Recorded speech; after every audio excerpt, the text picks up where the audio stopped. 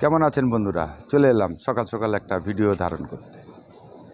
জায়গাটা খুবই সুন্দর, একটা চমৎকার দেখতে পাচ্ছেন, একটা ফুলের গার্ডেন। রাস্তার সাইডে একটা পার্কের প্রবেশদ্বারে হচ্ছে এই ফুল গাছগুলি। তো ফুল তো সবসময় ভালো হয়। কথায় বলেছে যে একজন মানুষ যদি ফুল আর শিশুকে ভালো না বাসে তার আত্মা মরে যায়।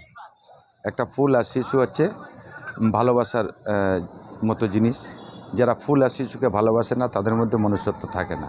সেই জন্য ফুল সবসময় আমাদেরকে সুগন্ধ দেয়, আর বাচ্চারা নিষ্পাপ হয়, বাচ্চারা আমাদের মুখে হাসি ফোটায়। সেই জন্য এই শিশুদের এবং এই ফুল সবসময় ভালোবাসা দরকার, ভালোবাসতে হয়। এমন কোনো মানুষ নেই যে ফুল তার পছন্দ হয় না।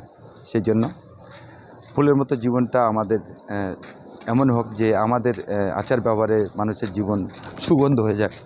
পিছন থেকে গরু চলে এসছে, বুঝতে পারিনি। তো যাই হোক, এখানকার গরুগুলো কিন্তু সত্যি খুব ভদ্র।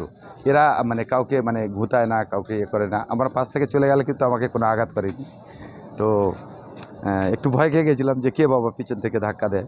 তো দেখলাম গরু। তো যাই হোক, যে কথা বলছিলাম যে ফুলের মতো সুন্দর হোক আমাদের জীবন, আমরা মানুষের জীবনে সুগন্ধ ভরে দিতে পারি আমাদের আচার ব্যবহারে।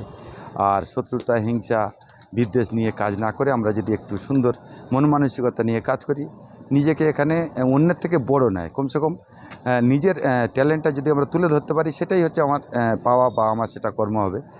আর অন্যের সঙ্গে কম্পিটিশন না, নিজের সঙ্গে কম্পিটিশন করি, যেটা করেছি তার থেকে আর একটু ভালো করার চেষ্টা করি। তাহলে দেখবেন আমাদের ভিডিওগুলো মানুষের কাছে গ্রহণযোগ্যতা পাবে। সেই জন্য সবাই ভালো থাকবেন, সুস্থ থাকবে, আবার দেখা হবে।